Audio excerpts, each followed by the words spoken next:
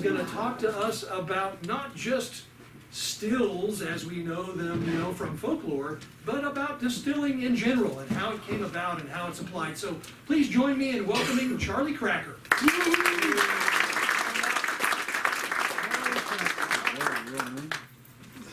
All right, can you hear me now?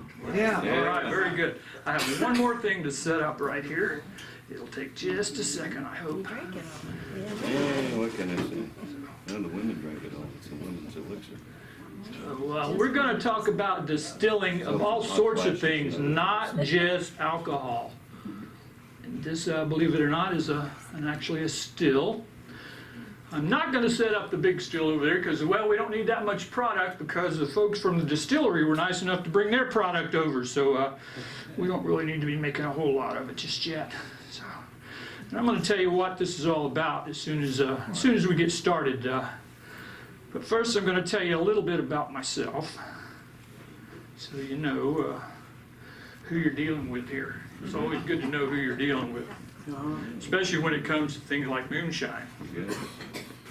So I'm Charlie Cracker, just like Mr. Holbrook said. And I always get this question a lot. And no, Cracker is not my real name. Cracker is what I am. I'm a cracker, a Florida cracker. My actual name is Charles Timothy Langrick. So my first name is Charlie Cracker.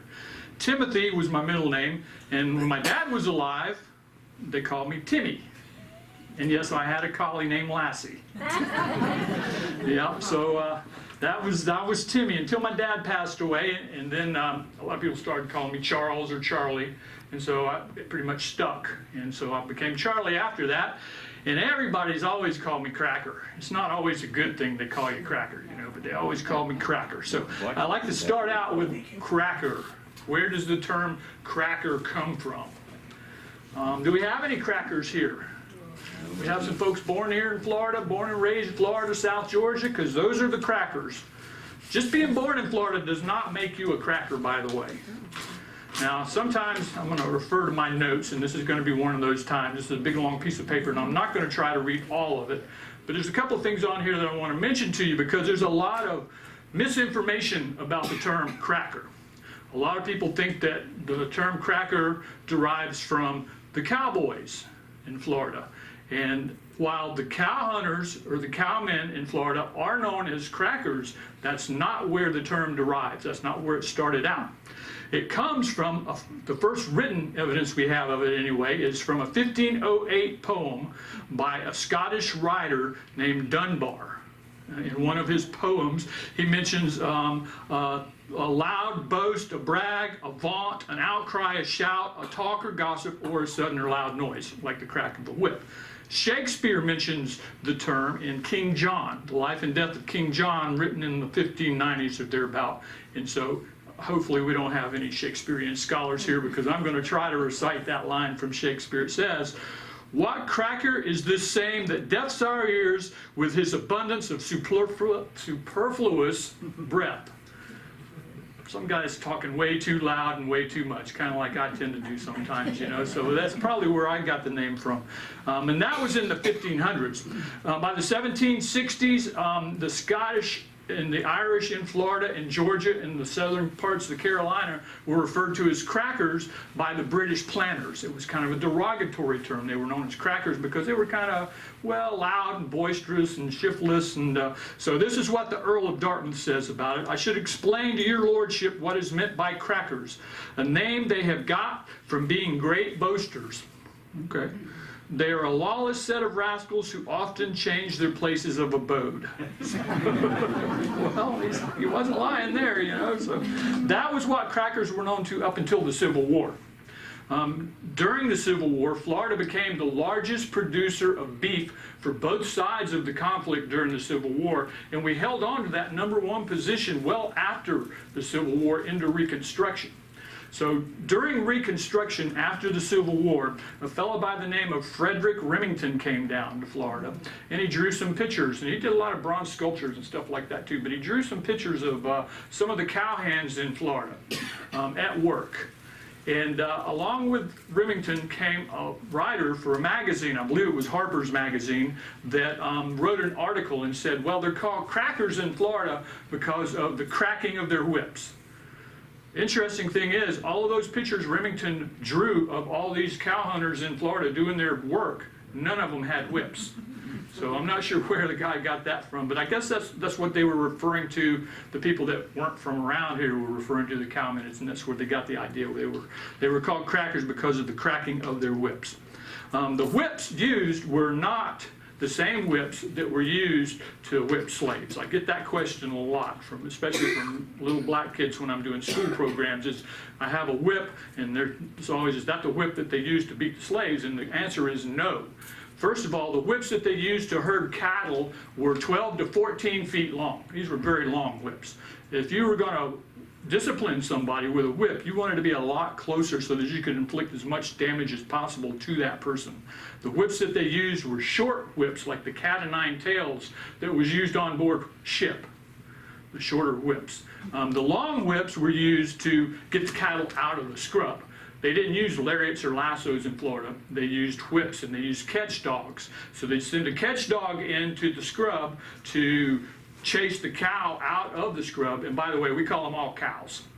The bulls, the cows, the males, the females, they're all cows in Florida.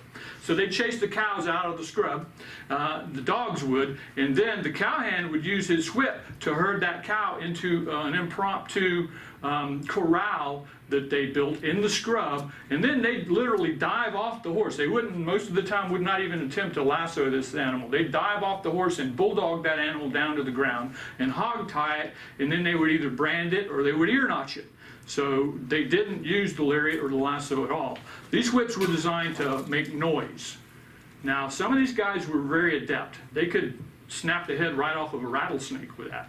But they didn't want to hit the animal, the cow, with it, because first of all, if they hit that cow with the end of that whip, it would open up a wound, and that wound was likely to get infected, and that would kill that animal, and that animal was worth money. That's the last thing they wanted to do. They didn't want that animal to die. So they didn't hit the animal with it, if at all possible. They would make the noise to herd it into these corrals. Also, one other thing before I move on that I'd like to point out is that the horses they rode were called marsh tackies, and the saddles were McClellan saddles from the Civil War with no saddle horn. If you've ever seen a McClellan saddle, it's got an opening for ventilation, but there's no saddle horn because, keep in mind, they would dive off of these animals onto the back of that cow to wrestle them to the ground. So since they didn't use lassos or lariats, they didn't need anything to tie off to, and that saddle horn would actually be in the way when they dove off the animal onto the cow. So anyway, that's cracker. So that's enough of that stuff. My wire's coming loose over here, Greg. I'm gonna put it down. All right. Any questions so far? How long is this going to go on? Oh my God. Let me take that away from you. So I've got a lot of stuff up here. We're going to get a chance, everybody's going to get a chance to look around up here. Hopefully we're going to have a little meet and greet in a little while and maybe some free samples. That's what everybody's waiting on. I can tell. I can see it in your eyes. When I get a crowd like this and some of them are sitting there with their tongues hanging out already, I know why everybody's here. But we're not going to start out with the good stuff. We're going to start out in the Wayback Machine. All the way back to, well, early humans. And we are going to talk about those early humans and how they originated the oldest industrial process known to man, which is distilling, which is making tar and pitch. So let me get my junk out here. Has everybody seen a piece of the resin that I'm going to be talking about as it appears on the tree? Good. I'm going to pass some of that around, let everybody get a look at it. So the pine trees in this area, the longleaf pines, that's the pine tree that the Spanish discovered when they got here in Florida, were the longleafs and the yellow pines. These were old growth trees. Some of them were so big that 6 or 8 men couldn't reach all the way around them. Gigantic trees, been growing here since time immemorial. And the natives in this area, dating all the way back to the Paleo Indians, were using the resin off of those trees for various different things. This is a piece of that resin, so just pass that down and let everybody get a look at it. It's not sticky at all. This time of year, in the wintertime, it solidifies like that. And so it's a lot harder to process. Now in the summertime, it's real sticky and gooey, and it's a lot easier to get out of the tree. But we're going to start out a little further back than that. We're going to go back in the Wayback Machine to about 20,000 years ago. Back to the Neanderthals and the Denisovans. Did I say that right? The Denisovans? I think I said it right. Anyway, they were contemporaries of the Neanderthals. And so the way these people started processing the resin from the conifers or the pines that grow in that part of the world was this. Original artifacts show that some of their pottery on the inside of the pottery are very crude, not like this. This is St. John's River pottery here. Their pottery was much more crude than this. But on the inside of these pots, there was a film of tar, a type of tar on the inside. And archaeologists thought for a long time that that was probably so that they could waterproof that, so that it would be able to hold liquids and stuff like that. But then we realized that some of those pots didn't have that on the inside, and some of them did. And so a little further research started to show that they were actually taking that resin that's passing around right there, and they were putting it into these crude vessels and heating it up over a fire and processing it. Once you start cooking that down, the impurities of it separate from the resin out of that tree. And you skim those impurities out and continue to cook that down, and it goes through a transformation. It turns from the raw resin that they're passing around right there into what we call tar, pine pitch and pine tar. So that is evidence of the first industrial process known to man. They started doing that back then, and the reason they were doing that is because they were taking their, I thought I had one out here, they were taking that tar that was in there, here it is right here, and they were using it as an adhesive. This is the evidence that we have. They used it as an adhesive to attach the points that they were using to hunt big game. We found these points with this resin residue on them in the bones of big game from that time period. We know that that's what they were doing. Now, the Native Americans, when the Europeans discovered the New World, the Native Americans were already doing the same thing here too. So the question we have, of course, is how did they learn how to do it? Was it spontaneous discovery, or did they pass it on? Now, spontaneous discovery is something we're going to talk about a little more here in the near future. But this is the first industrial method known to man. And people still use this today to do what we're doing right now with this. So this is I'm not going to pass this around, it's dangerous. So we're going to leave this right there. So you can imagine some cave dweller, if indeed they lived in caves in those days, sitting around a fire and cooking down his resin into the tar. And he's outside. I mean, he's not inside like we are. He's outside, or she's outside. It could have been a she. We don't know if it was a male or a female or what, but whoever it was, we're outside for sure. They didn't have a nice room like we're in. Stuff falling in there all the time. So you have to cover it to keep stuff from falling in there. So at some point, one of these people, now some of this is supposition. We don't have evidence of what I'm about to tell you. But once we get a little beyond this, you'll see that this is only really the next logical step. This is how it had to happen. They covered it to keep stuff from falling in it, right? I mean, they weren't stupid to keep things from falling in it. So they had coarsely woven cloth. They had hides that they could put over it, put something over it to keep it from falling in. Beautiful. The problem is that if you're cooking that resin that we're passing around in this little pot, and you put a cover over the top of it like that, pretty soon, the vapor that this cooking process creates is going to saturate whatever you cover it with, and it's highly flammable. It's going to catch on fire really fast and burn up, and then, oh no, I just messed up. You know, what did I do wrong?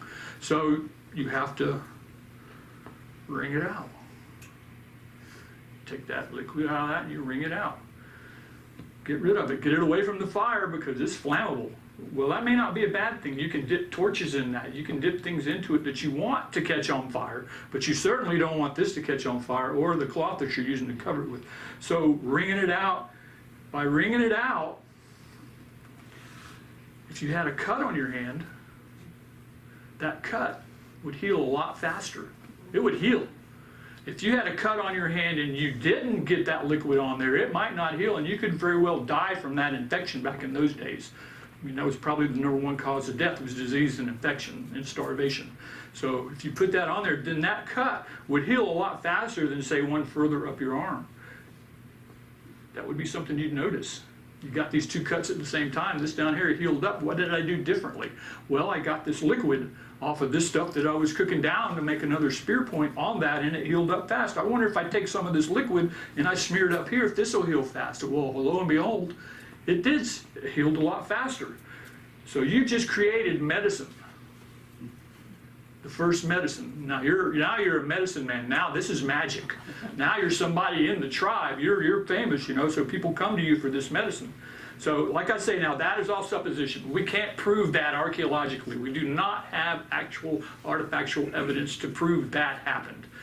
But we do have artifacts to prove the next step, which was in the Bronze Age. Flash forward about 15, 20,000 years to the Bronze Age. During the Bronze Age, the Phoenicians, the Sumerians, early Greeks possibly, had gone from ceramic pots, like we have here, to metal. They were able to smelt metal. They were able to smelt copper and mix it with different things and make alloys like bronze and things like that. So in order to make a pot like this, they'd take copper and they would purify it by smelting it. They'd heat it up and melt it down and get the impurities out and pour an ingot, and then they'd start hammer it, and they'd hammer it into the shape that they wanted, a bowl like this. So then if you take that resin and you put in there, it'll do exactly the same thing. And if you take a cloth and you put over the top of it, it does exactly the same thing. And we know that the Phoenicians were doing this. We know without a doubt they were doing this. The way we know is that a little later than that, some of the famous Greek writers, Aristotle for one, wrote about how the Phoenicians did that. And the reason that he was so intrigued by that, and the reason he wrote about it, is because, well, think of who the Phoenicians are. World travelers. They traveled the known world. Probably traveled a lot of the unknown world at that time too. People, you know, we don't know exactly where all the Phoenicians went because, well, they were pretty secretive about where they went. So they could have come to what we call the New World. The question that historians have had for a long time is, how did they do that? How did they travel far out to sea, away from land, on long voyages in small vessels without being able to carry drinking water with them?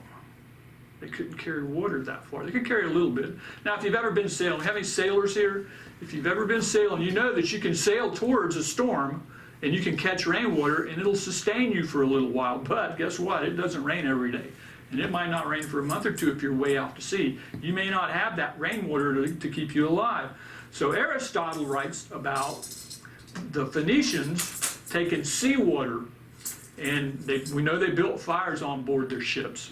They'd take seawater and put it in a vessel like this, and they'd heat it up, and they'd do exactly the same thing that they were doing with that resin, except that when they squeezed that liquid out, that was purified water. Now, it didn't taste real good probably, but there was enough of the salt removed from it that it would sustain them and keep them alive, and we know that they were doing that. So that is, without a doubt, the next step in that process, going from cooking down resin in a crude pot like this to cooking down resin, seawater, and alcohol.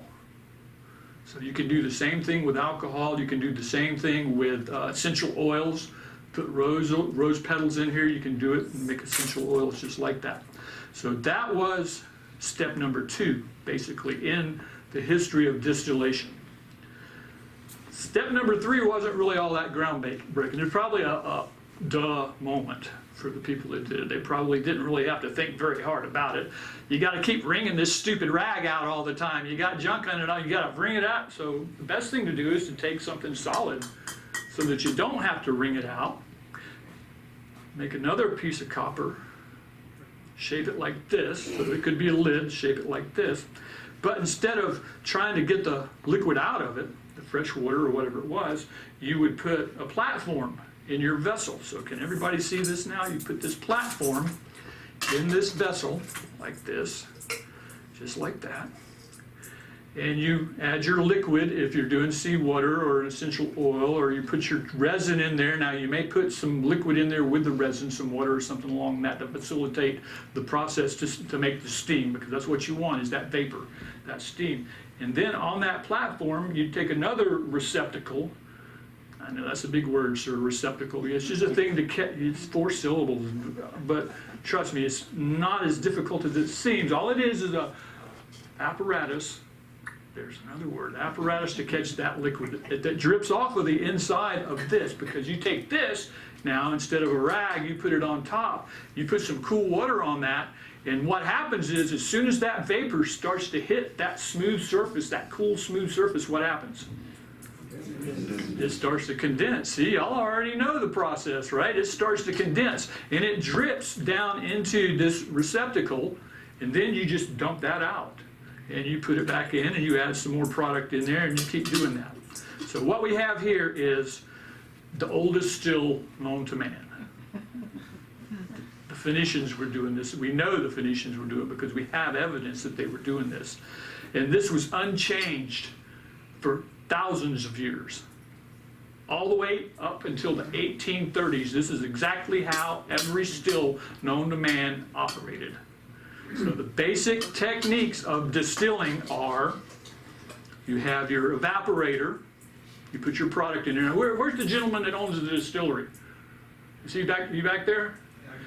Over here? See, listening to me? I want to make sure I've got this right. You've got an evaporator. So if you go to his still, I guarantee you he's got a lot more than what I have here to make the same product. But, well, we'll talk about that in a few minutes.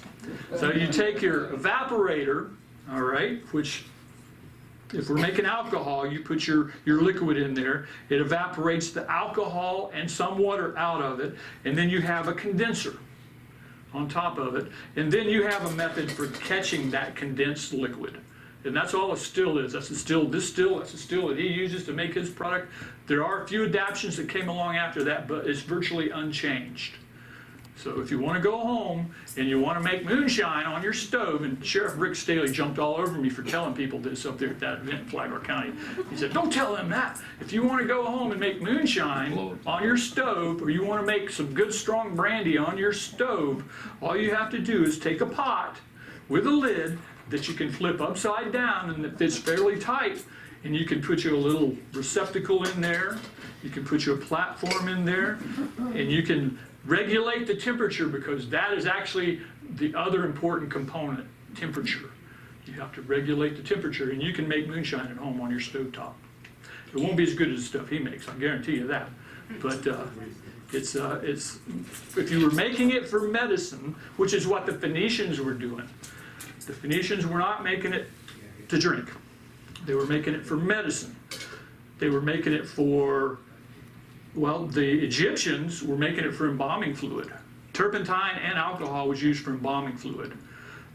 They used it for medicine and for just about anything that you can imagine that we use petroleum for today. People used turpentine for up until petroleum came along, and Standard Oil changed all of that. But I'm getting way ahead of myself here now. So do we have any questions so far? Anybody have a question? Nobody's got a question. Either I'm doing a real good job or I'm boring everybody to death. I don't know which one it is. Good job. Were your ancestors involved in distilling liquor? That's a good question. My attorney says that I shouldn't answer questions. Yeah. Truthfully, yeah, my uncle, when he was still alive, I can talk about him because he's deceased. When he was still alive, he owned a junkyard of sorts. He had a lot of old vehicles there, and he didn't sell parts. He was a recycler. So anybody that had an old car, or truck, or tractor, or piece of machinery, or whatever, and they didn't want it anymore, if they were family members especially, he would get it, and then he would scrap it out. And then, of course, if you needed a part for your car or something, you could go out there to get it. Well, one of the vehicles that he had was one that belonged to my grandfather and a couple of my great uncles. It was an old Ford truck that had 2 fuel tanks. And so what they would do was, during World War II, the early part of World War II, in DeLand, there was an air base there, Sidney Taylor Field. There was the Naval Air Station there, and there was a canteen there at that Naval Air Station. And so what they would do is they would put just enough gasoline in one of those tanks to get them from where the operation was located out near Tiger Bay. I didn't tell you that, by the way. Somewhere out in those woods out there. To get from that location to Sidney Taylor Field, the canteen over there at the Naval Air Station. Just enough gas, because remember, during the war, gasoline was rationed. You couldn't hardly get gas. You know, you had coupon books and all that, so you couldn't get fuel. So just enough fuel. The other tank, they filled up with moonshine. And then in the back of the bed of the truck, they would put containers in there, usually containers like, where's my this one thing, this thing here. Containers like this, which said turpentine on them. It had turpentine right on it. Fill that up with moonshine, but the lower grade of product. And they'd put that in the back of the truck. The reason they did that was if the revenuer or the local sheriff happened to catch them, then he'd seize all of that. He never checked a secondary fuel tank. That was where the good stuff was, the high proof stuff. So they'd take that tanks full of stuff, and if they were lucky enough to get through with this lower grade stuff, they'd take that over there as well.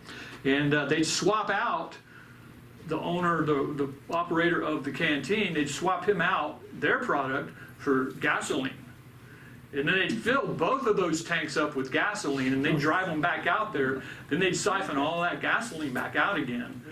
And maybe or maybe not rinse that tank out real good. You know, it's hard to say, you know, because if they want a little odor of that gasoline, in case somebody smelled it, it still smelled a little bit like gasoline, and they wouldn't mess with it.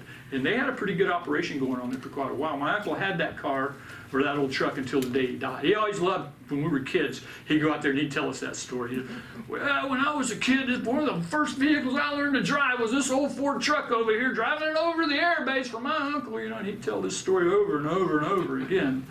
And God love him, he'd probably still be telling it. But that was what Prohibition did. It created a lot of operations like that didn't already exist. So what was Prohibition? So where are we at so far in the timeline? Let's not get too far ahead of ourselves. Prohibition hasn't come in yet. We are still in the Bronze Age, aren't we? We're still making this stuff in this old-fashioned way, and in fact, it was made this way all the way into the 1830s or thereabouts. What changed in the 1830s where they went from this method, little one-pot stills for medicinal purposes mostly. Now, don't get me wrong, a lot of people drank this stuff. Probably the biggest source of drinking alcohol was the Catholic Church.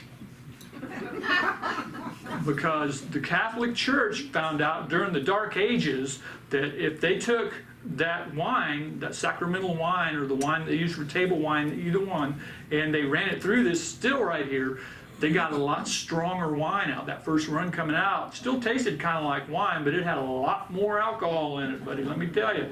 And you could mix that back in with that other alcohol, that other wine, the higher alcohol content would prevent that wine from turning to vinegar. So it was a preservative, it acted as a preservative.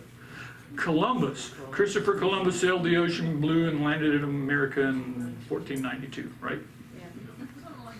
1492, when Columbus came over here and hit Hispaniola, on board his ship, they didn't carry a whole lot of drinking water because he didn't know how long he was going to be out to sea, and that water would go bad in those oak kegs that they stored it in, or the ceramic amphoras, either one, it would go bad. And so they carried wine, fortified wine. That's what Columbus had on board his ship for the most part, was fortified wine. And fortified wine is just wine that there's been quite a bit of alcohol added back into it. So when he got to Hispaniola, the Taino Indians that were living there, they were already fermenting their own product. They had a product that they would use for ceremonial purposes and for weddings and for things like that. And so the Spanish, the Portuguese, when Columbus came along, he tasted it, his men tasted it, and well, it probably didn't taste very good to them because they were used to drinking wine. They'd been drinking wine on the whole trip. So they dumped a lot of wine in there, in that product that the natives were trying to give to them. And the natives tasted it, and whoo, boy, yeah, they like that a lot better, you know. So there's actually a product there now in Hispaniola, in the Dominican Republic, called Mama Juana. You can go get Mama Juana there right now. And the legend, it's a legend they tell you about the Mama Wanna, is that that's where that recipe came from. We don't know for sure. The recipe that they give you now is the same recipe that they were using back then, with the exception that it does have fortified wine in it. So the Europeans supposedly brought distilling to the New World. When the Europeans got here, Columbus and others, the conquistadores, for instance, when the conquistadores got to Peru, the Peruvians were making a drink they called chico or chicha. They still make it today. And to make that, they would take corn kernels, green corn, this is dried, they'd take green corn kernels, soft, and chew them up and spit them into a vessel. And by spitting into that vessel, the saliva would start the fermentation process. Because what you have to realize when you're making moonshine, for instance, or fortified wine or anything, when you're making alcohol in a still, first of all, you're not making alcohol in a still. A still does not make alcohol. You have to put alcohol in that still to get alcohol out of that still. So you have to start with either wine or beer. So what these Peruvians were doing was they were making corn beer. They were making a fermented product that they would put in an apparatus that looked real similar to this, made out of ceramics, and they had a crude system of distillation. They still do that today. So today there's a big argument going between the Spaniards, today now, between the Spaniards and the Peruvians over who brought distillation to the New World. The Peruvians say, oh, we've been doing this for thousands of years, and we can prove it. And apparently they have artifacts to prove it. The Spaniards are like, oh, no, our priests, the Catholic Church showed y'all how to do that, because we were making wine like that for 1,000 years, since the Dark Ages. So there's a big conflict going right now about who did what as far as distillation. We don't know for sure right now, to this day, who's right. We'll find out maybe in our lifetime. What we do know is that this process was used in hammered out vessels like this, or in ceramic vessels. And when I say that, Captain Cook, James Cook, when he discovered the Cook Islands, they were distilling beverages out of coconuts there when the Europeans supposedly discovered them. So there's that spontaneous discovery again. I mean, this is way out in the middle of the Pacific Ocean. How did they learn how to do that? So did the Phoenicians travel that far? Possibly, definitely possibly. A spontaneous discovery. Did they just learn how to do it somehow? The same way the cavemen did? So it's possible, we just don't know. Maybe one of the things we'll never know. What we do know, though, is that by 1830 or so, there was a big shift in distillation. It went from this old rudimentary one-pot method to something entirely different as far as the apparatus is concerned. So now we're going to start getting into the thing that look a whole lot like Granny Still in the Beverly Hillbillies, the one that you see everywhere, that everybody recognizes as a moonshine still. Although it wasn't just used for moonshine, it was used for turpentine and essential oils and all sorts of other things. So what happened around that time period that changed that? So this was hammered out of an ingot of copper. In the 1770s, the British Navy started experimenting with sheet copper. That was the very beginning, the early days of the Industrial Revolution. So we had rolling mills that could run off sheets of metal, sheets of iron, sheets of copper. And so the British Navy experimented with sheets of copper to clad the bottoms of their boats to prevent barnacles from growing on the bottoms of the ships. And also keep in mind, those boats had to be careened. They had to be maintained on a regular basis, especially in the tropics. So what careening is and was, is they would have to take that boat. Juan Ponce de Leon describes this on his second voyage, the first actual industrial process that we know of in the New World involving naval stores was Juan Ponce de Leon's second voyage. They had to careen one of his vessels over near Sarasota. They ran it up on a sandbar on purpose, and they laid it over on the side, and they scraped all the barnacles off. And then they took the naval stores, because that's what they were using turpentine for at that time, was naval stores. They were using that tar and that pitch to seal up the boards, the planks on those boats, the decks. They used the pitch and the tar and fiber and hammered it between every place that a board came together like this, or every place that a board came together like this had to be caulked and sealed off to keep it from leaking. And so they used a lot of the tar from these trees. So Juan Ponce de Leon describes that as careening, and the reason that it was so prevalent in the tropics is because the sun beating down on the deck of that ship, the sun hitting the side of the hull of that ship, and the warm waves slapping against the side of that ship would knock that caulking out. So about once a month in some areas they had to careen one of their vessels and recaulk it. So they used a lot of that. That's what the Spanish wanted in Florida. Everybody thinks it was the fountain of youth, or it was gold, and the gold that they discovered was real rudimentary, cheap, not very good gold. Not enough of it to worry about. The gold was out of this tree right here, the longleaf pines that were growing in this area. And instead of scraping off the tree like you see right there, they would pick up deadfall. They would pick up pieces of lighter knot, is what we call it here, lighted wood. So this lighted wood has a lot of resin in it.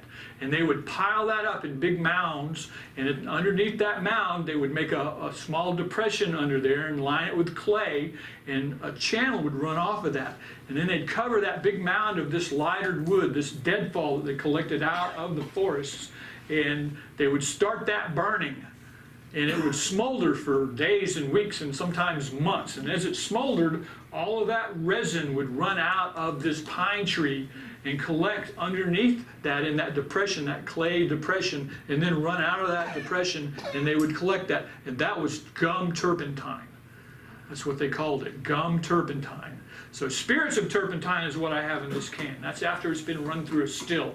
But gum turpentine is the resin of this tree after it's been cooked once and the impurities have been skimmed out of it. It hasn't been processed yet. It's just had the impurities skimmed out. So Turnbull here in New Smyrna, since we're in New Smyrna and possibly the oldest inhabited area in Florida, certainly in Florida, but if not the whole South or whole United States.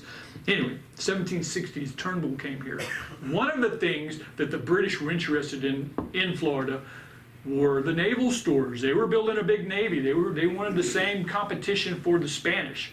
The Spanish were interested in Florida for the resin from the trees. The British wanted the resin from the trees. So one of the things that Turnbull started producing was resin or gum turpentine. Now, I personally don't have the data to back that up, but if you look at anecdotal evidence from that time period, for instance, the Rollstown plantation up on the St. Johns River, ran along the St. Johns River all the way to Hall Creek, he was shipping about 600 barrels of gum turpentine out of Rollstown in the peak of his production time up there. So if he was doing it and making all kinds of money at it, certainly Turnbull thought about it if he wasn't doing it. Whether or not the Menorcans and the Greeks were able to do that or not, well, I don't know. I know that they produced a lot of sugar cane. And what do you think they used that for? Rum. Right, rum, sure, yeah. They weren't making sugar out of it, they were making rum out of it. That was the big thing, for medicinal purposes only, of course, but, right. So distilling is what the Europeans were interested in. Naval stores, the pine, the ability to grow sugar cane, the medicinals. So up until the Revolutionary War, the British started using the copper sheeting on the bottoms of their ships. Now when the Dark Ages rolled through, and then the Renaissance, and all of these people started moving into Scotland and Ireland, and guess what? It happened when the Romans got to Scotland and Ireland. It wasn't called that then, but today it is. What do you suppose was happening up there? The Scottish and the Irish were already distilling.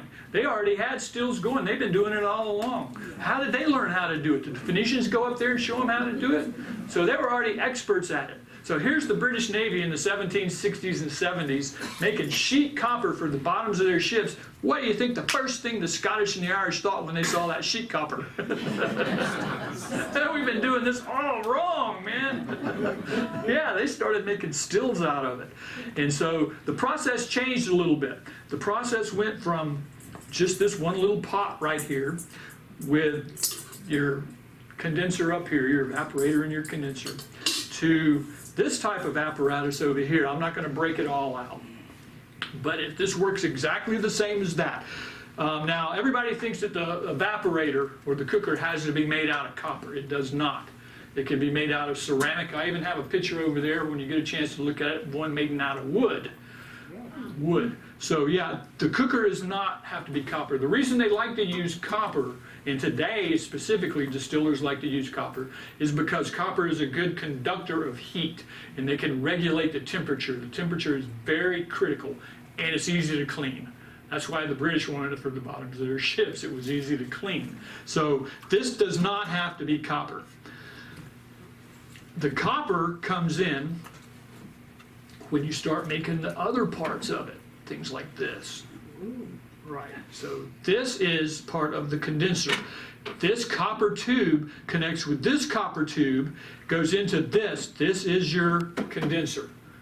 So instead of putting cool water on top of your hammered out piece of copper here, like this, you fill that barrel full of cool water. You keep a supply running through it if you're lucky enough to be near a creek or something along those lines. If you're not, you get your helper. Where'd my helper go? He's hiding back there somewhere. And he comes along with a bucket. He's continually dipping it out of the creek or dipping it out of the bog or dipping it out of the horse trough or whoever he happens to have to keep water running through this. There's a copper coil running in there called a worm. And that worm goes through there, and that's your condenser. And then there's a little spout that runs out the bottom, and you catch that liquid as it comes out. So that's the change. In the 1830s, that's when distillation went from the one-pot method, even though this is still called the one-pot method at this point, went from that to this. That, coincidentally, is also when the Temperance Movement started. Yeah, the Temperance Movement started in the 1830s. Because alcohol production got a lot bigger. It got a big boost. A lot of people could actually get that sheet copper and start making that alcohol at home, no longer just for medicinal purposes. So when I say medicinal purposes, everybody chuckles and everybody gets a little laugh. I'm going to pass this bottle around right here. I want everybody to look at the label real close. I'm going to start with you. Pass it down when you're done looking at it. Look at the ingredients right there. What does that ingredient say? Can you tell me? Not alcohol, How much is it? almost 100%. 93%. Oh my God. That's 186 proof. Oh my goodness. But you're giving this to children? Children. Oh my God. Right, children, yeah. So that's a pre-prohibition label. That's an actual new old stock label on the original bottle. So that's, in fact, I was in Tallahassee just before Christmas doing a meet and greet up at the Capitol, and it was for the legislators and staff. And this lady comes by. Her district was up in Pensacola, and she comes by and looks at that bottle, and she says, "Oh, I remember shopping here when I was a little girl." And I'm like, "Well, did you have some of this medicine?" Like, she looks at it and she's like, "Maybe." Yeah, so medicinal purposes only. Another adaptation that started around that time, or into the 1850s before the Civil War, was a thump keg. A thump keg is the thing that fits in between those two pieces that I just showed you over there. And so a thump keg is actually something that was adapted from turpentine stills. Turpentining uses a thump keg. So when turpentining started to get to be big business, because remember, not only did they use that sheet copper to make moonshine stills and make alcohol, they used it also to make turpentine stills. And by the 1860s, 1870s, into the 1900s, turpentine stills got huge. There's one over at Barberville right now that takes up about half of this room. It's big, it's giant. So that was a big piece of sheet copper, multiple pieces that they needed to make that. So they started producing a lot of that turpentine. In the process of making that, out of that big still like that, it goes through the same evaporator. You put the resin in there just like you did this little one-pot method back in the caveman days, and it runs out and it goes down the worm. In that case, it goes down the worm, and it goes into a big condenser, a big cooler full of water, and then out of that cooler a little pipe comes out, and that's where the liquid turpentine runs out. And that liquid turpentine still has a lot of water in it. Actually, the first run of the alcohol in a moonshine still has a lot of water and impurities in it too. So the turpentine comes out and goes into a big full-size 50-gallon keg, wooden keg. It drips in there and it starts to fill up to a certain point. And what's happening in there is the the turpentine and the water are separating out. and then there's a spout that comes out the side. So the stiller would have to regulate the temperature of the still for the turpentine to keep the resin from getting too hot or too cold. And also he would have to regulate the amount of water that was running out of that thumb keg. So when that water and turpentine drips into that thumb keg, it makes a noise, a thump. You can hear it. And so good stillers would listen to that thump, and they could regulate the temperature of their still by how that thumping sound sounded. And then there was a spout that came out of the thumb keg and went into another smaller keg. That was pure liquid turpentine, like we have in that can right there, coming out of that. So that's why a good stiller was very hard to come by. And stilling, especially in the turpentine industry, was passed on from one person to another person in the turpentine camps. They were the ones that were the most important person in the turpentine camp. There were supervisors, and there were boss men, and there were woods riders, and there were owners. The stiller was the most important, because if he screwed up, that still could explode and just wipe everything out. So you had to take care of your stillers. You paid them really well. Is the water heavier or lighter than the turpentine? Water is heavier. Heavier. Right, water's heavier, so the turpentine's an oil, so it would float on the top. Right, so you could regulate by how much of that liquid turpentine was coming out, how much water was going in, and they warmed that keg up. Like if you're making moonshine today, that middle keg, or that middle thump keg, or thump barrel, some people call it, you warm that up for the same reason, because the temperature that alcohol vaporizes at is different than the temperature that water vaporizes at. So water vaporizes at what? Everybody knows what? 212 Fahrenheit, right? Okay, so alcohol generally is around 190, 195. So you want to keep it right in that area for that first run, so that you get as much alcohol out as possible. First run's important term. Before the thump keg, the first run stuff that came out wasn't fit to drink. The first run out of that still right there without a thump keg in there was not fit to drink. That was called backends. And so they'd take those backends and you'd clean your still out, and you'd put those backends back in the still, and you'd run it through again. That second run, let me pull this apparatus apart here. This is, by the way, this is the British period moonshine still before sheet copper came along. This is an exact replica of one from that time period. So we're going to take this off though, right here, because I want to show you something on this keg. See that? So everybody says, well, what are the X's for? Well, these X's are for 2 runs. This is the second run. So keep in mind, if you're the stiller, then you're paying real close attention to everything in the still, how fast it's coming out, how much water there might be in it. If you have a thump keg you're listening, you can't get it too hot, can't let it get too cool. And of course you got to taste a little bit of the product as it's coming out. You know, if you taste a little too much of the product, you might lose concentration and forget how many times you ran that stuff through there at the end of the day. So you put 2 X's on there for the second run. What was the primary use of turpentine in the late 1800s? Lighting.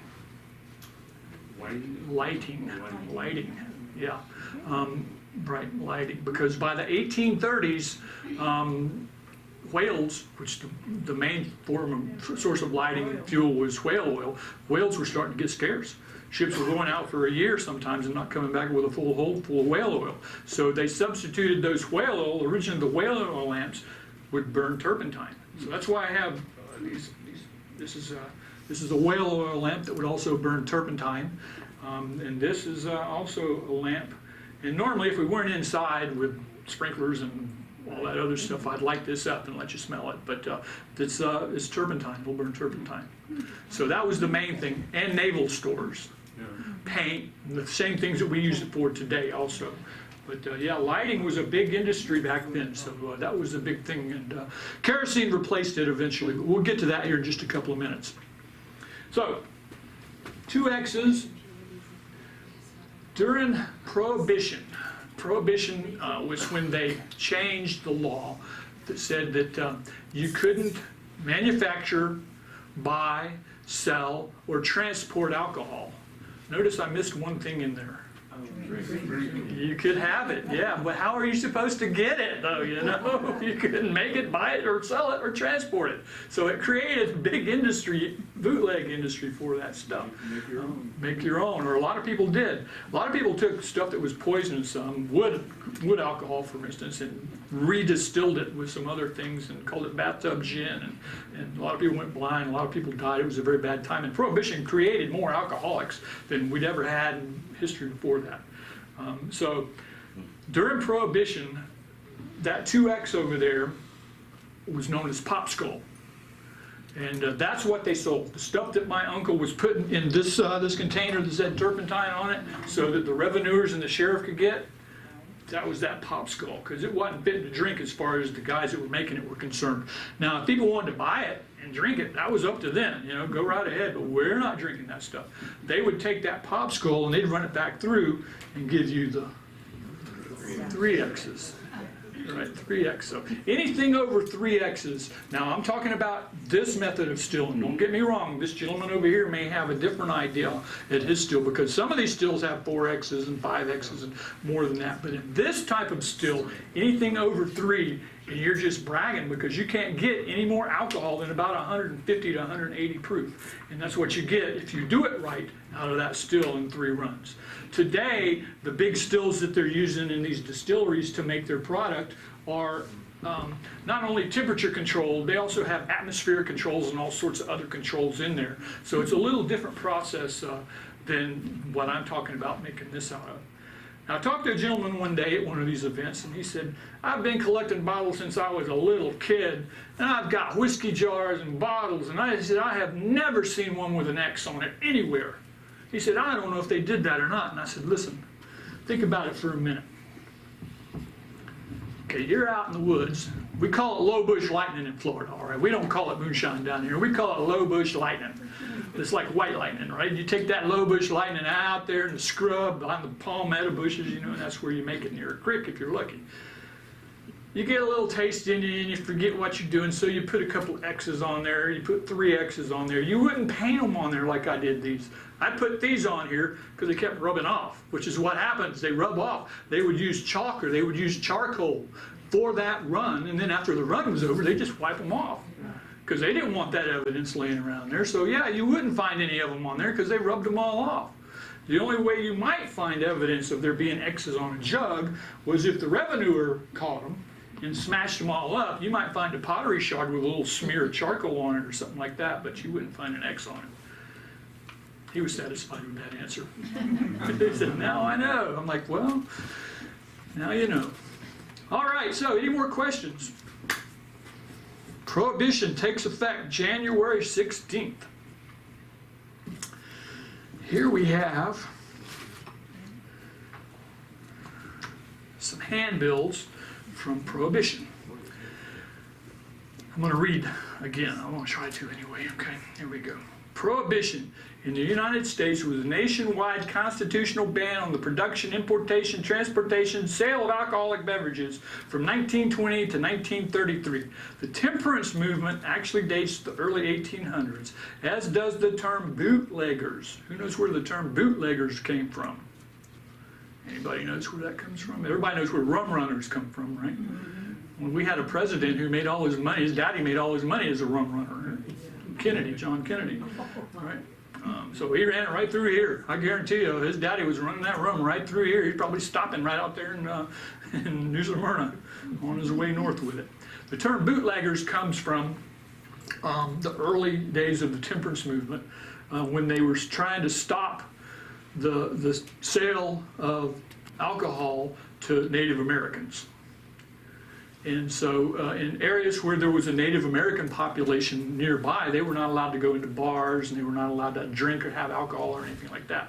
So unscrupulous people would stand on street corners with tall top riding boots on, and they'd have a flask down in there, and they'd sell shots out of those boots. So that's the term bootleggers. That's where it came from, to the Indians.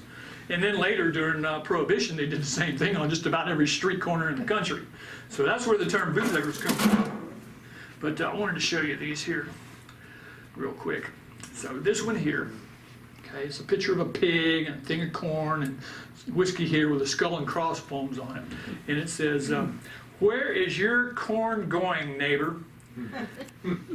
Top line says, a bushel of corn makes 4 gallons of whiskey, which retails at $16.70.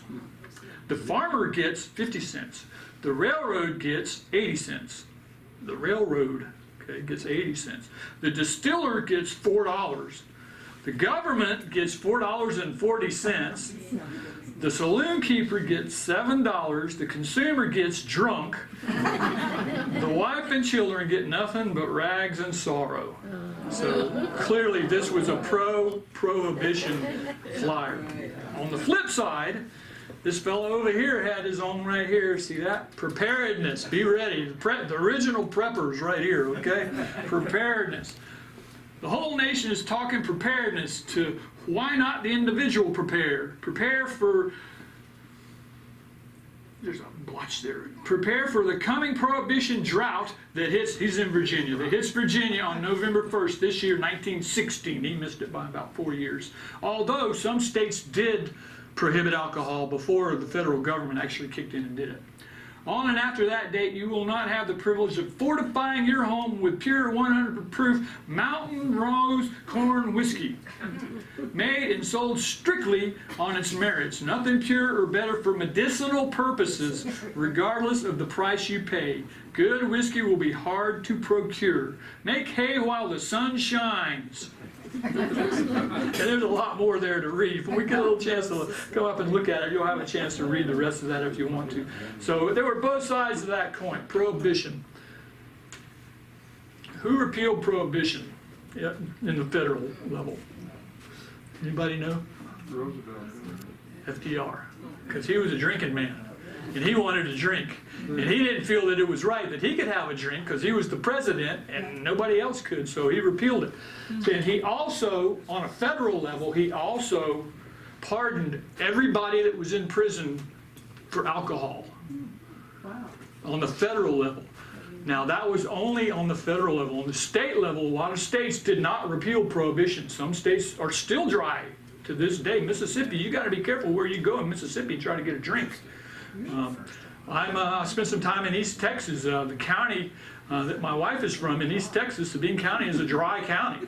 Now, you can get beer and wine, except on Sunday, but hard liquor, you're not supposed to have it. So yeah, there's still places that prohibition is still in effect in this country. But the prohibition, repeal of prohibition is where distilleries like Jack Daniels, Jim Beam, all these big distilleries that were operating as underground black market distillers before prohibition was repealed became mainstream. So that was that. This is by the way, this is one that was soon after the repeal of it. This is Atlantic Coast Distilling Company, Jacksonville, Florida, pure whiskey, $1.25 a gallon. Send for confidential price list.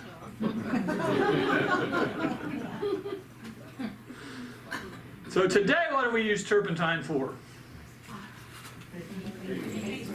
Paint thinner, right? This can right here. You go to Lowe's or Home Depot and get you a can of this. What about medicine? Do we still use it for medicine?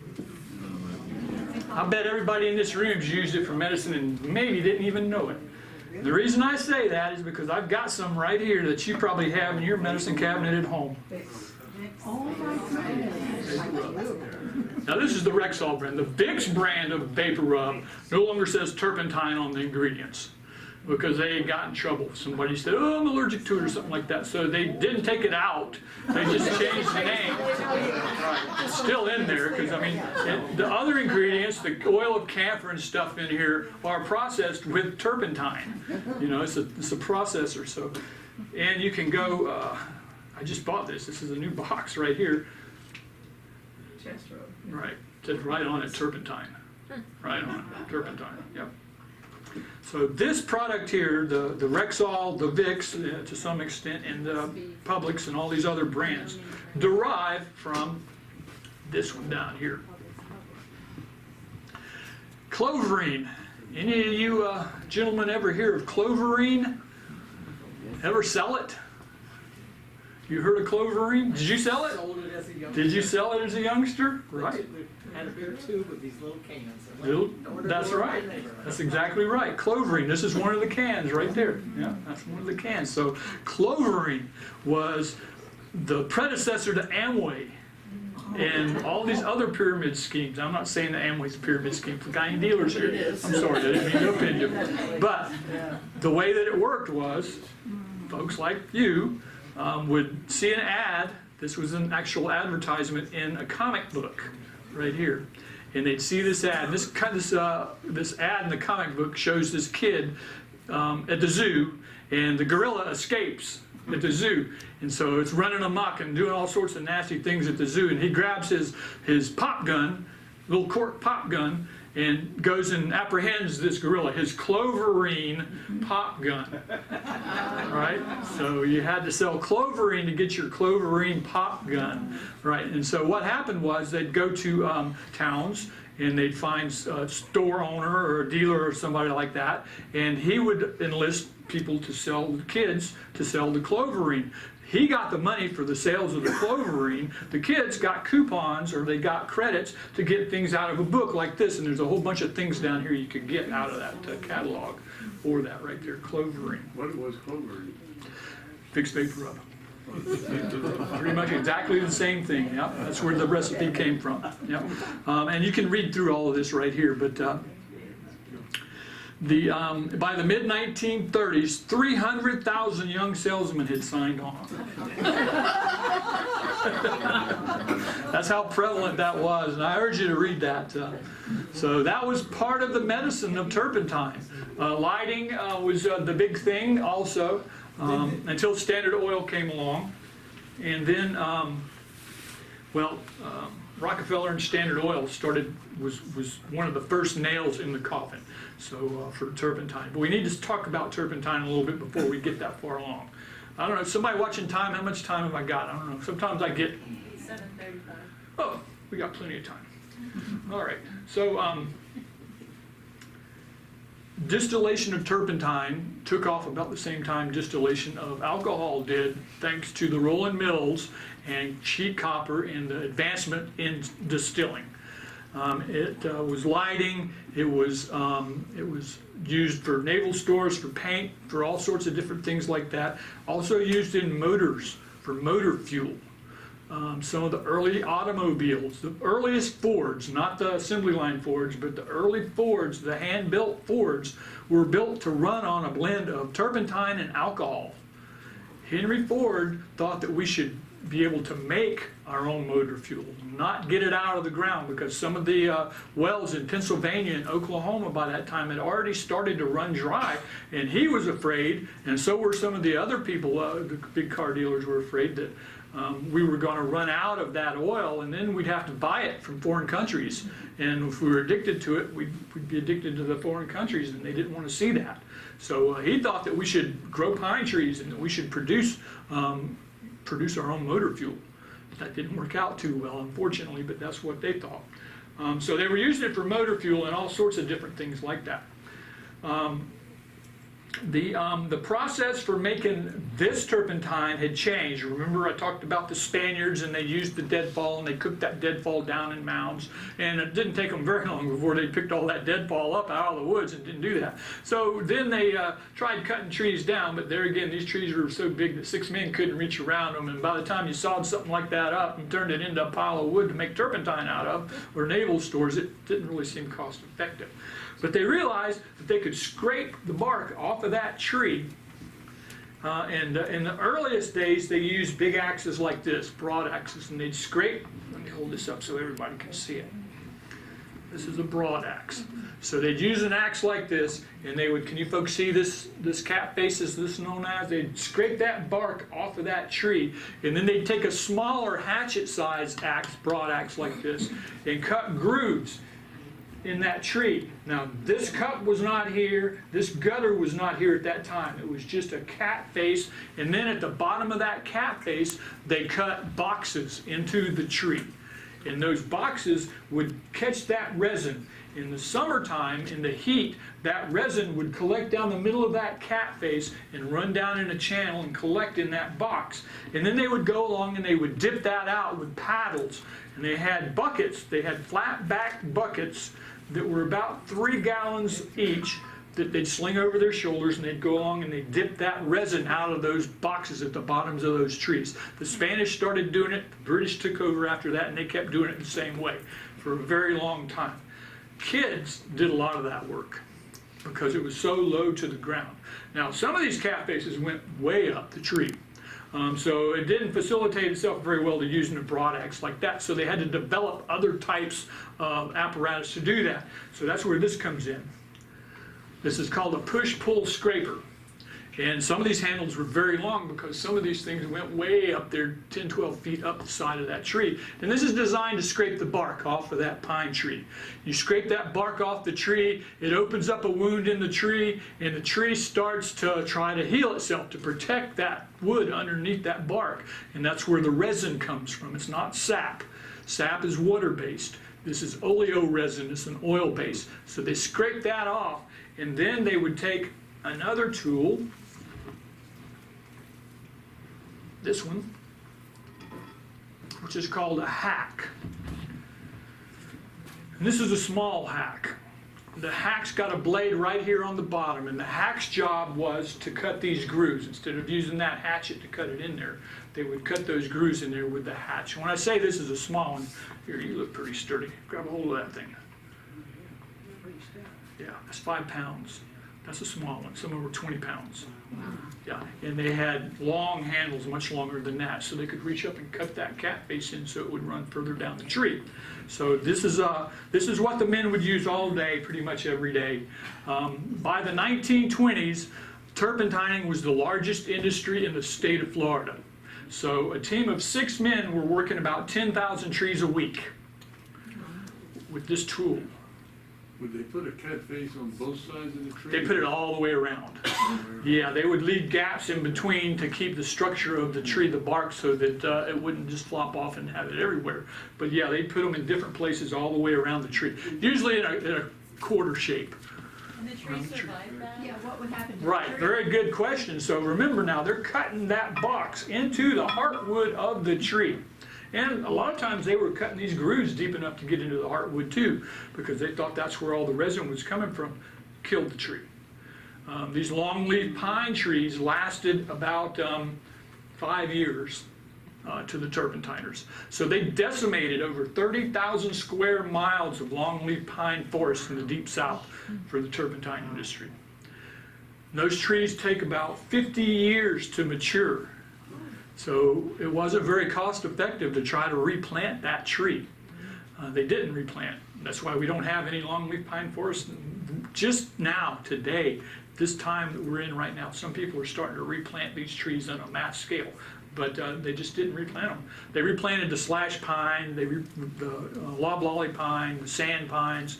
Those all grow really fast. They start producing really fast. That's what this is right here. This is a slash pine. This is a small one. This is that's one that I made to demonstrate with. This is actually an authentic cat face from what's called the Hurdy period, which I'm fixing to get to.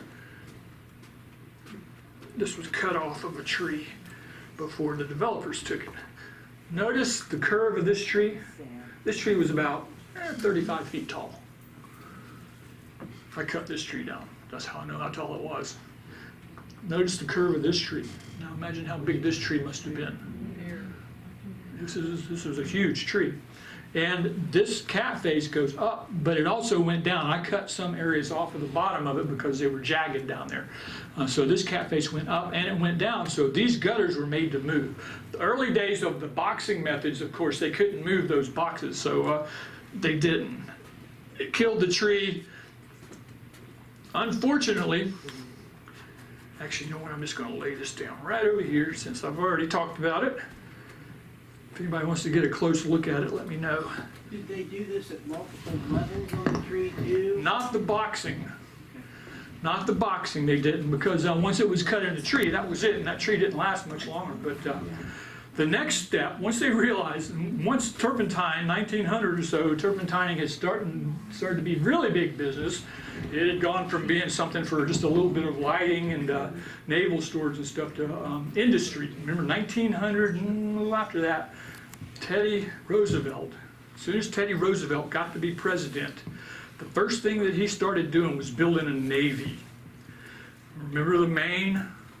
Everybody remember the Maine? He went down there and kicked butt and cube over that. The Maine was like half our Navy. That's why it was so important. We didn't have a Navy at that time. That's why the Maine was such an important warship. It was like one of two big warships that we had. They wiped out half our Navy. So as soon as Roosevelt got to be president, he said, we got to have a Navy. So he started building a Navy. And those ships, although the hulls were iron, steel hulls, the decks, the spars, the masts, the fittings, everything else on that ship was wood. And all that wood had to be treated and painted. And that's where turpentine came in. So it developed into a really big business by the 1920s. Like I said, it was the biggest industry. So they'd already wiped out all the big trees. You know, so, oh yeah, so now we got this big industry. What are we going to do? We got to watch out because here comes petroleum. It wants to take over. We don't want that to happen. So they had to devise another method. They planted a lot of faster growing trees, didn't produce as high quality of resin, but they still produced quite a lot of resin really fast. But they were still going to kill the trees. It took them 15 years to mature, and if you're going to kill it in 5 years, it's still not cost effective. So a fellow by the name of Dr. Hurdy got the bright idea going over to France. The French had a different method. Now, besides the United States and Deep South, the two big suppliers of naval stores in the world up until then were the Baltic region and France. The French had a lot of pines and they were producing a lot of naval stores.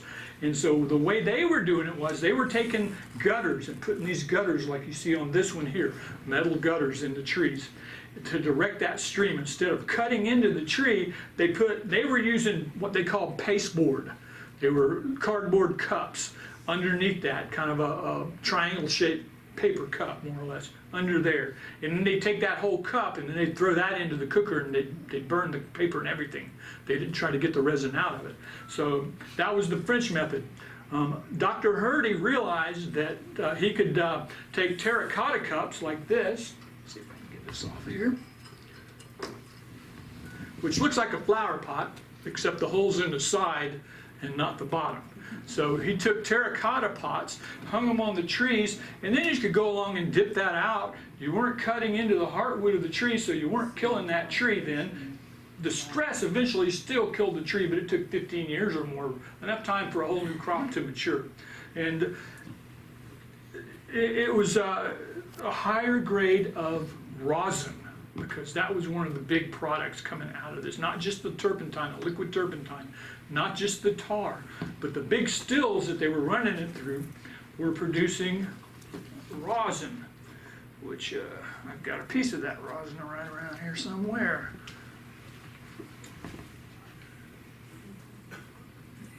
Rosin. Right, so, you've heard of Like a piece of coal. rock, looks like it does, coal or obsidian or something like that, but if you hit it, it'll shatter and powder up. So you heard rosin up the bow, playing the fiddle, that's this rosin. Pitcher on the pitching mound, baseball, rosin bag, that's this rosin right here. The batter uses this rosin, everything, gymnasts use this rosin, trapeze artists use this rosin. Also, if you grind this up and mix it with that turpentine, you've just made varnish. So this was a byproduct of the process. When they ran that resin through the big stills with the thump keg, like I was telling you about before, once that whole run was done, there's a big valve. If you ever get a chance to go over to the Barberville Pioneer Settlement and look at their big turpentine still, there's a valve about this big around, and they would open that valve up and hot rosin, liquid rosin runs out into a big trough, and they dip that rosin out and put it in kegs, and then they ship that. Yeah, so a whole big keg full of this stuff, one big chunk when it got to wherever it was going. Does it say liquefied or is it? No, it's just like that. Here, you know what, I'm gonna pass it around, let everybody touch that. Get an idea. So this turpentine, is that nowadays turpentine, is that synthetic? Nope, this is real turpentine. So the process of the herding method, let me finish the herding method and I'll answer that question, okay? The process of the herding method, Dr. Hurdy came back to the United States with the French method, called it the herding method and patented it. And, smart guy. Smart guy, yep. And made a ton of money because he licensed it, and every turpentine operator in the Deep South wanted to use the herding method, and so they had to pay him to use his method. He also started the Hurdy Cup manufacturing company and started making these things, and on the bottom of these Hurdy Cups, if you look at them, each one seems to be a little bit different. So each one came from a different batch, and he licensed all those. So if he went to a camp and didn't see this on the bottom of the Hurdy Cups, he sued them. Yeah, he sued them, right? So he made a lot of money suing people too. So Dr. Hurdy actually in the end died a pauper. But yeah, he made a lot of money in his life. So that was the Hurdy method. And it worked really well.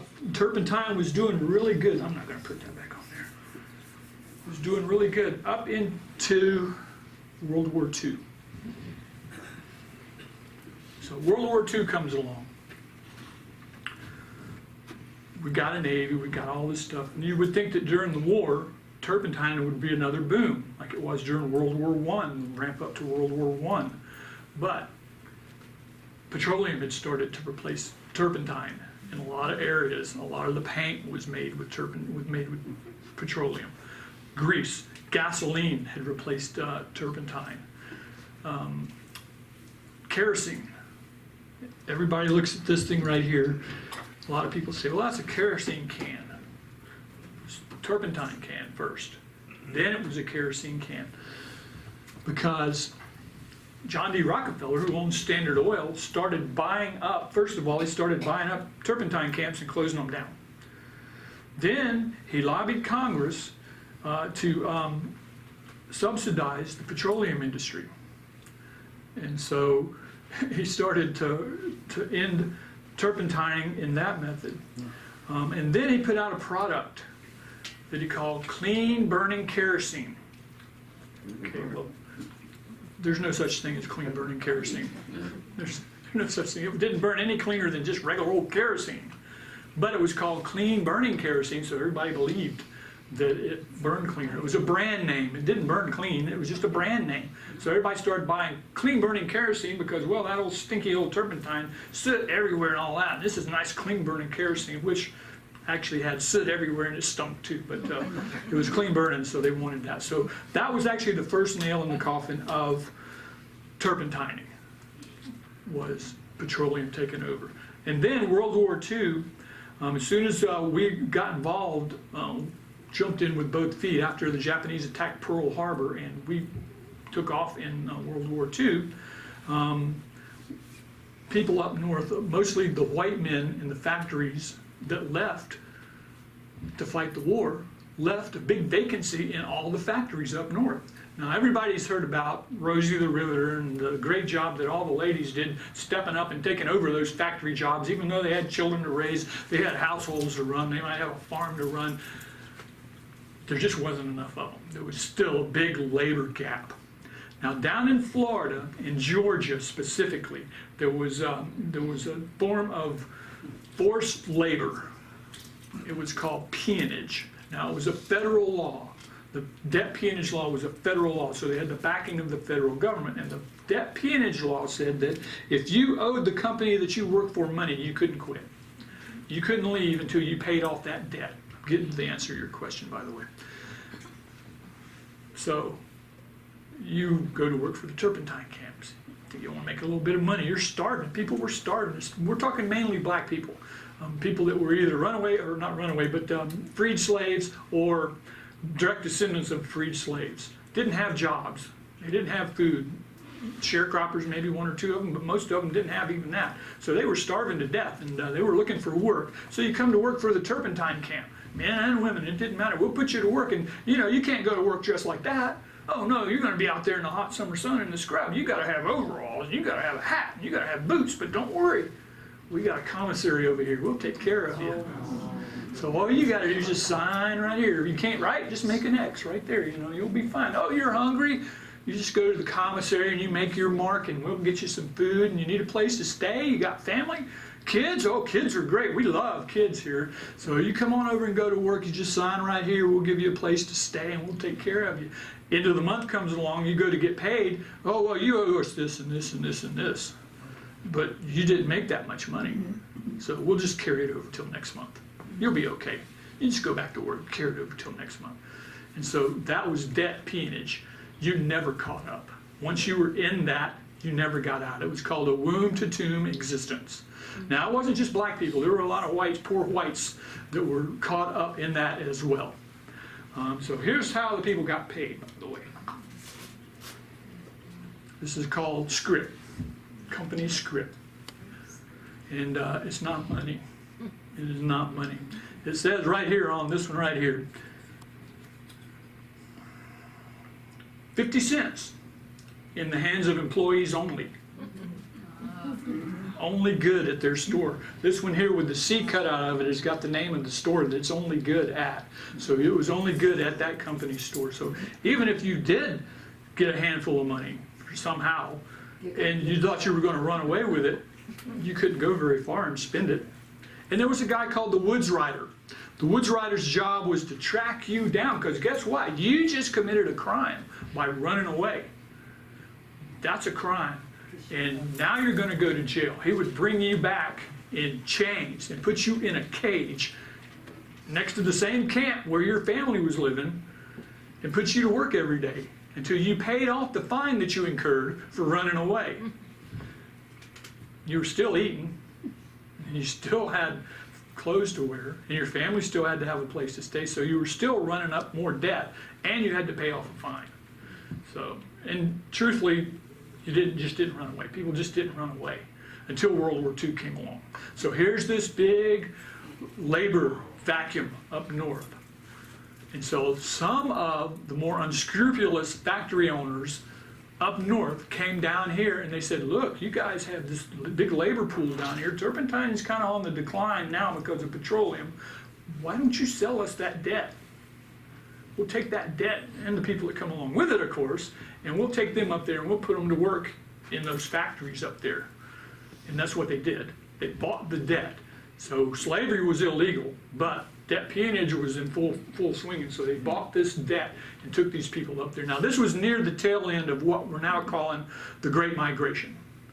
Around 1900 or so, a lot of the blacks in the Deep South started to head out, even the ones that were risking their lives. The Underground Railroad didn't end with the Civil War.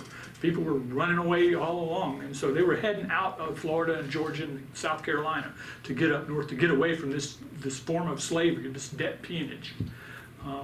They put them to work up there. The story was they were supposed to come back to Florida and finish out their debt after the war, after we whooped up on Germany and Japan and everybody else involved. They were all supposed to come back so they could pay off their debt. They weren't stupid. Nobody came back. Nobody did that. So that was the next big nail in the coffin for Turpentine, the loss of the labor pool. Now there was one instance in there where the president of Mexico made a deal with some of the camp operators, the governor of Florida, some of the camp operators to bring 1,000 Mexican workers over, because Mexico was going through the same problems we were, the Great Depression and all of that, the whole world was. And so they brought some of these Mexicans over here and put them to work. That's the first instance of Mexican labor coming over and taking American jobs in a mass. And they worked here for 1 year in the turpentine and lumber camps in Florida and Georgia, and the president of Mexico called them all home and said, I am not going to subject my citizens to that kind of treatment any longer, and took them home. So that was pretty much the end of turpentining in Florida. Petroleum took over. By the end of World War II, petroleum was king. Standard Oil, the monopolies were taken over, and it was all over with. But that debt peonage law was on the books.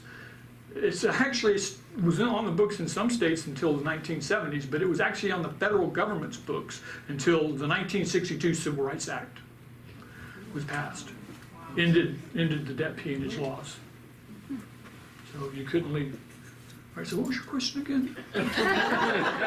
So turpentine today.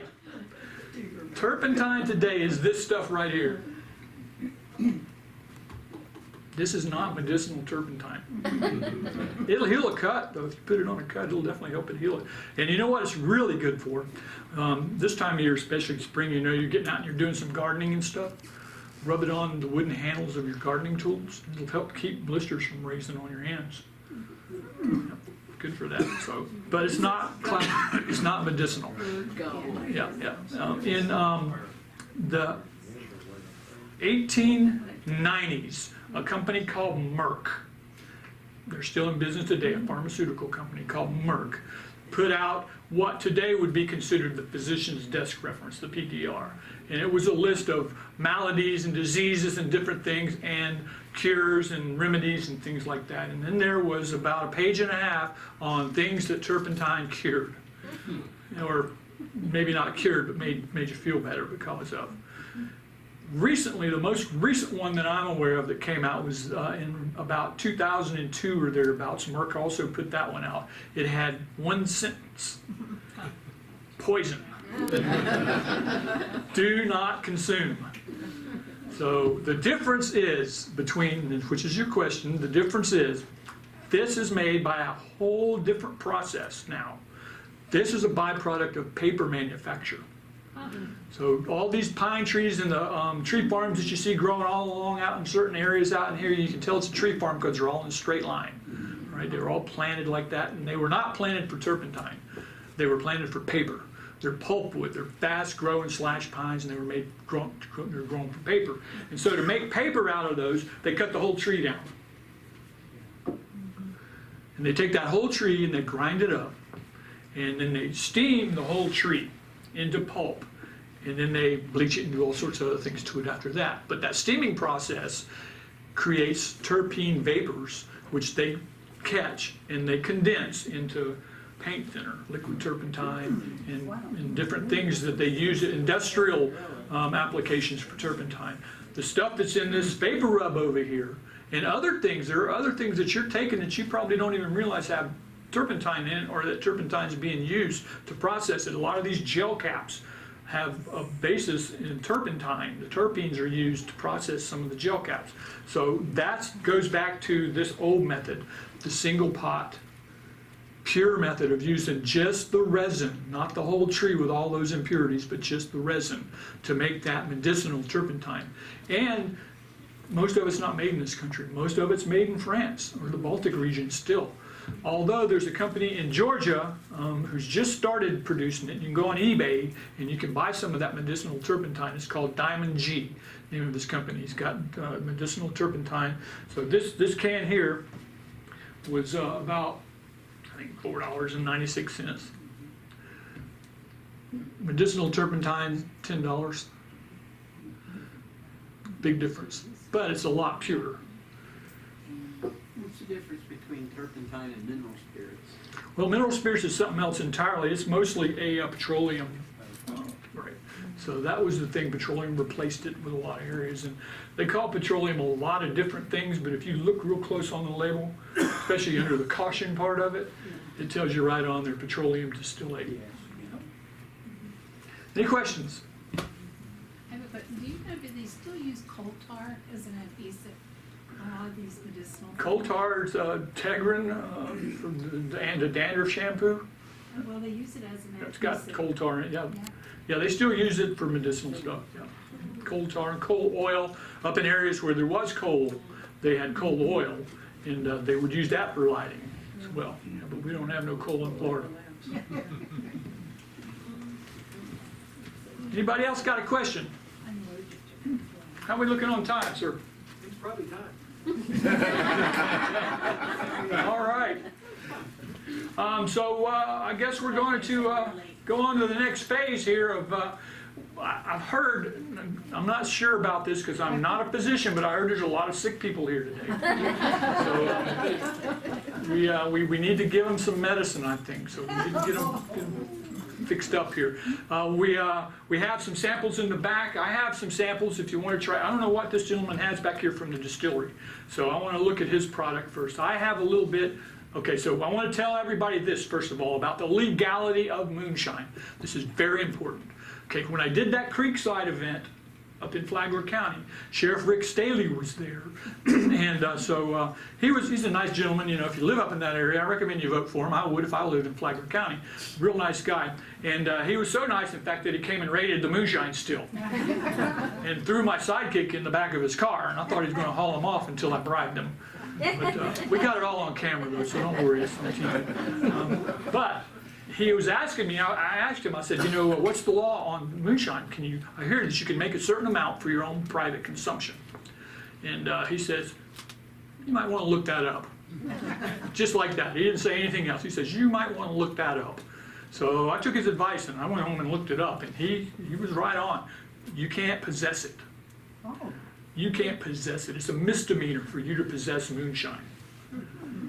Okay, you can't, the same thing during Prohibition, you can't have it, buy it, sell it, transport it. You can't even have portions of a moonshine still that will function as a moonshine still. If they have any residue whatsoever, you just committed a felony.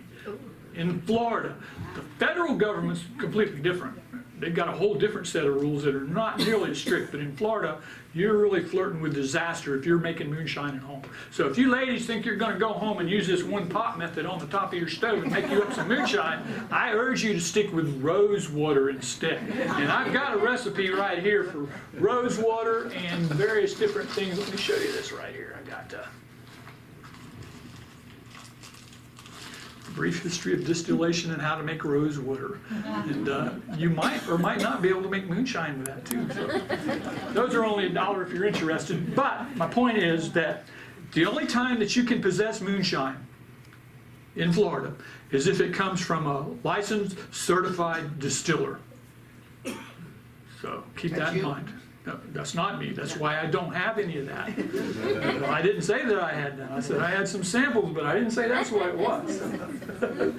But keep that in mind if your buddy or one of your girlfriends or one of you ladies decide to make some of it, you're really flirting with disaster. Now, they're not going to come kick your door in and find out because they don't have drones flying around with moonshine snippers on them yet. But they could very well have one day. Somebody could turn. Do you have a question, sir? So what's the definition of moonshine? I meant to print that law out because it's a paragraph about that long. It's legalese, and to condense it down into something that we can possibly understand, it's basically any alcohol that you can produce that is based in corn. Now, just about every alcohol that you can buy today is based in corn. Now, they have other things in there, but if it's not wine, then it's got corn in it 9 out of 10 times. Now, really good $60 a bottle, single malt, maybe not too much corn in there. But most commercial alcohol's got some corn in it, so technically that could be considered moonshine. But if this gentleman back here, I don't know if he has moonshine. Does he have moonshine? It looks like it. Is it good? So yeah, that's good. Yeah, so it's probably a corn base with other things added to it. But he's a licensed distiller, inspected, licensed, pays his taxes. So you know that's what the term revenuer is all about, right? Internal Revenue, Department of Treasury. Yeah. So yeah, they're the ones that are the revenuers. So I'm going to stand up here. Anybody wants to come by and look at any of this stuff, you're welcome to do it. Otherwise, I think Greg's going to take you back to the examining room and get you some medicine if you're feeling, might peak it. I think they got several different types of concoctions back there.